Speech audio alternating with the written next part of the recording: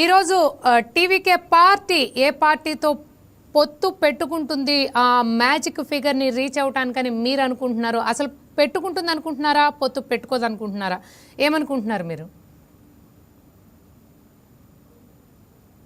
ఒకటమ్మా, ప్యానల్లో ఉన్న సభ్యులకు, మీకు, టీవీ వీక్షకులకి శుభ సాయంకాలం. నేను చెప్పేది ఏమంటే, ఫస్ట్ ముఖ్యంగా నాయకులను విమర్శించుకోవచ్చు. ఎట్లా విమర్శించుకోవచ్చు?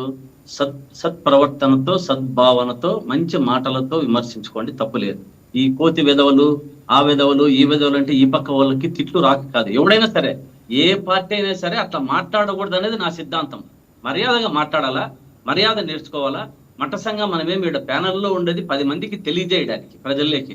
ఏం నీకు తిడితే నీకేం జనసేన కిరీటం పెట్టాడు, పవన్ కళ్యాణ్ గారు వచ్చి నీకు కిరీటం పెట్టి ఒక మంత్రి పదవి వేయడు. కాకపోతే మాట్లాడుకునే దాంట్లో సత్ప్రవర్తనతో మాట్లాడుకోవాలా అంటున్నా. మనం ఈ రోజు మాట్లాడాల్సి ఉండేది, మాట్లాడుకున్న అంశము ఏదైతే పవన్ కళ్యాణ్ గారు రాష్ట్రంలో ఏమి, అక్కడ విజయ్ సినిమా వాళ్ళు కాబట్టి పోలిక చెప్పినారు. ప్రతి ఒక్కరూ దానికి నేను కూడా అదే చెప్తా, నేను కూడా పోల్చే చెప్తా, దాని గురించి ఏమి కాదు. కానీ మంచి లాంగ్వేజ్ తో చెప్తా. కాబట్టి అటువంటివంతా కూడా అటువంటి వాళ్ళని ప్రోత్సహించద్దండి, టీవీలో వచ్చి ఇష్టానుసారం మాట్లాడే వాళ్ళని. ఇప్పుడు మనకు విజయ్ గారు ఉన్నారు. ఎన్నికల ముందు వారు ఒకటే చెప్పుకుంటూ వచ్చారు. విజయ్ గారికి ఈయన అడగకపోయినప్పటికీ పవన్ కళ్యాణ్ గారు ఏదో ఉచిత సలహా ఇచ్చినట్టున్నారు. ఒకటి ఏమి, నువ్వు సింగిల్ గా పోవద్దు, కూటమితో పో, అప్పుడే నువ్వు కొంచెం ముందుకు రాగలవు అని. అంటే కానీ అతని సిద్ధాంతం అది కాదు. పవన్ కళ్యాణ్ గారికి విజయ్కు ఉన్న సిద్ధాంతం వేరే. విజయ్ సిద్ధాంతంలో 18 నెలల్లో పార్టీ పెట్టాడు. 18 నెలల్లో 2 సంవత్సరంలో. పవన్ కళ్యాణ్ గారు పెట్టి పార్టీ ఎన్నిసార్లు పెట్టారు? పవన్ కళ్యాణ్ గారు 2014లో పెట్టి, ఆ 14లో బీజేపీతో ప్లస్ టీడీపీతో వచ్చారు. మళ్ళా 2019తో బీఎస్పీతో, మళ్ళా లెఫ్ట్ తో వచ్చారు. మళ్ళా 24లో టీడీపీతో ప్లస్ మళ్ళా బీజేపీతో వచ్చి పొత్తు లేనిదే ముద్ద దిగినట్లు ప్రవర్తించారు. అంటే ఇన్ని పల్టీలు కొట్టుకుంటూ వచ్చారు. కానీ అదే తమిళనాడులో అయితే ప్రజలు ఏం చేశారు? తమిళనాడులో విజయ్ ఒక సిద్ధాంతాన్ని తీసుకున్నారు ముందుకు. ఏదైతే ఉందో జగన్మోహన్ రెడ్డి గారి సిద్ధాంతాన్ని వారు తీసుకున్నారు. ఏమనుకున్నారు? సింగిల్ గా వెళ్ళాలి, అంటే ఒకరే పోతే దానికి బాగుంటుందనే ఉద్దేశంతో పెట్టి 2 సంవత్సరాల పార్టీ అయినా కూడా బైక్ పట్టుకొని నాన్ అనై ఇనట్టల్ అనే సింగిల్ డైలాగ్ తో బయటకు వచ్చాడు. దాంట్లో వచ్చి నో అలయన్స్ అన్నాడు. 234 సీట్లకు మనకు ఆయన సింగిల్ గా పోటీ చేయగలిగాడు.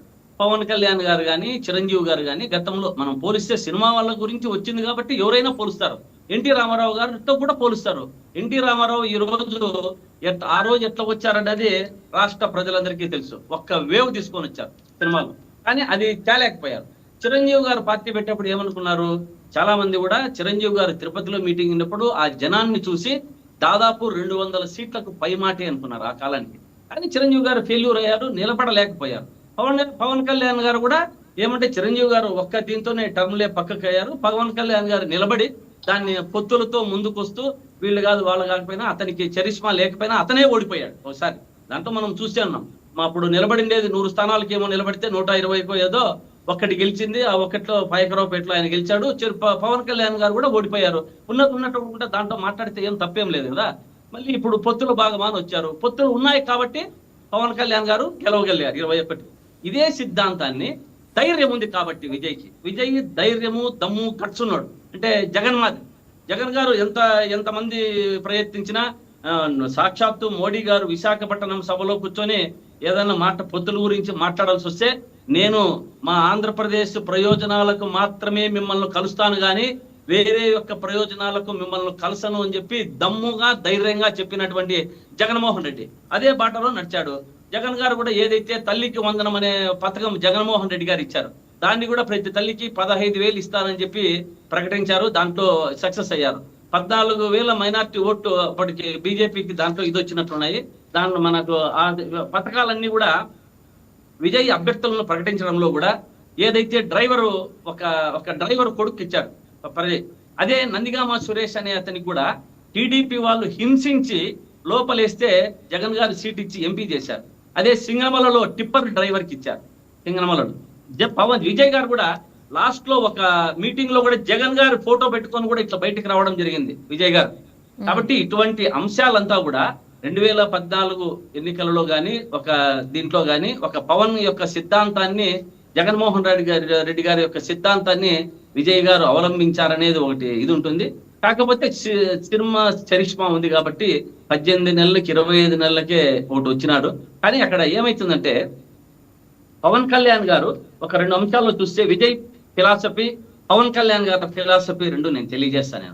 జగన్ అనేటువంటి వ్యక్తిని, ఒక శక్తిని శత్రువులతో కలిసి ఓడించాలా అని దురుద్దేశం రాజకీయంలో దురుద్దేశమో ఉద్దేశమో అదొకటి ఉండింది.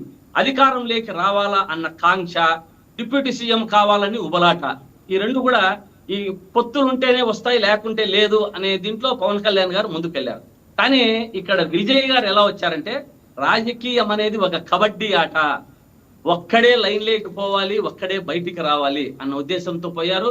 అధికారం ఇక్కడ తేడా, ప్రతిపక్షం, అధికారం ఉంటే అధికారం లేకుంటే ప్రతిపక్షం అనే సిద్ధాంతంలోనే మధ్యలో ఈ మేనేజ్మెంట్ కోటాలు వద్దు అనే దీంట్లో ముందుకు పోయారు.